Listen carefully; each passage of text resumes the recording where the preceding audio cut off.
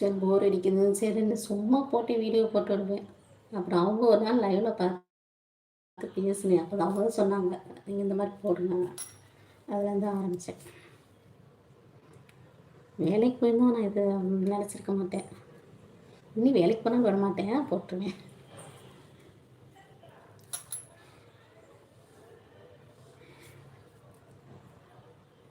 சாப்பிட்டாச்சனே.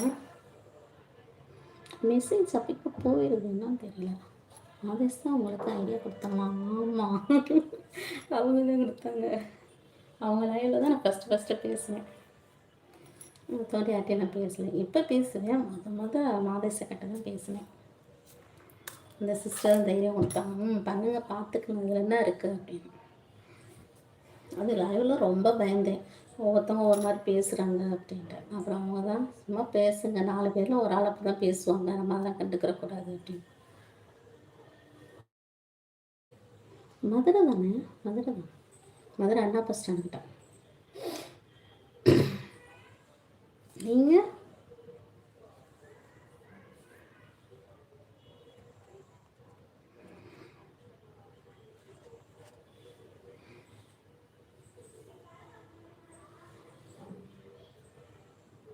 மதுரை அண்ணா bus stand.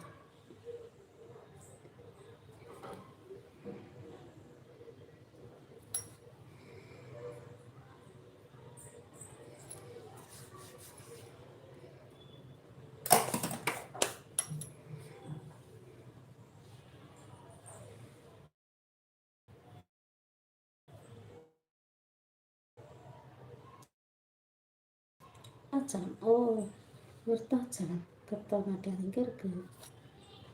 Qatar எல்லாம் bus டிரைவராக. ஓ சரி சரி சரி சரி சரி சரிண்ணே சரி சரி. அப்போ இப்போ ஃப்ரீயா? ஓ நைட் டியூட்டியா?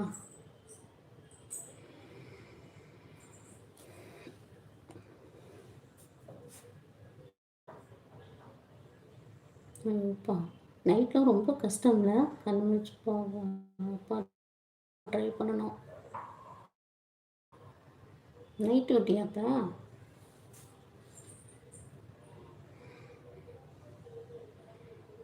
டிரைவர்னாலே ரொம்ப கஷ்டம்தான், உட்காந்தே இருக்கணும்.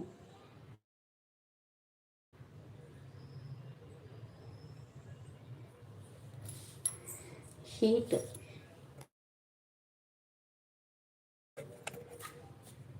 அப்போ வீடு விருத்தாச்சலம் தானா, இல்லை நீங்கள் தனியாக தங்கியிருக்கீங்களா?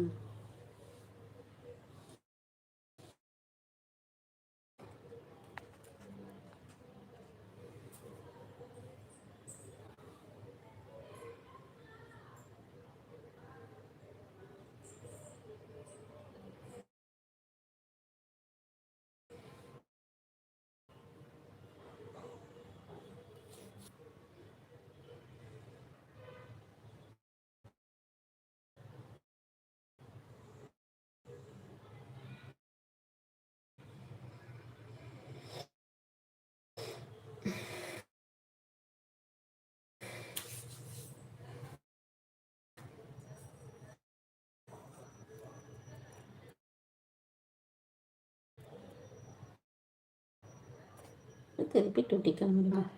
நல்லா தூங்கி இருந்துச்சா தான் திரும்ப ட்ரை பண்ண முடியும்.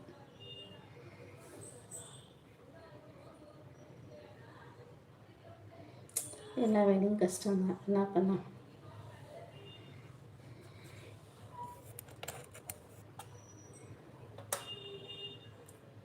வீடு வித்தாச்சாங்க. சரி சரி, நீங்கள் கத்தாங்க. சரி சரி சரி, இது இப்போ புரியுது.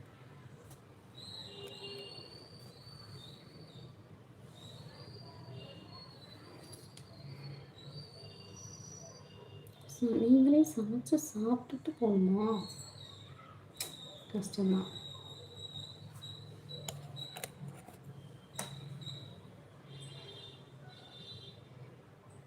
சமைக்கிறதுலேயே 1 மணி நேரம் போயிடும். அதுக்கப்புறம் சாப்பிட்டு தூங்கி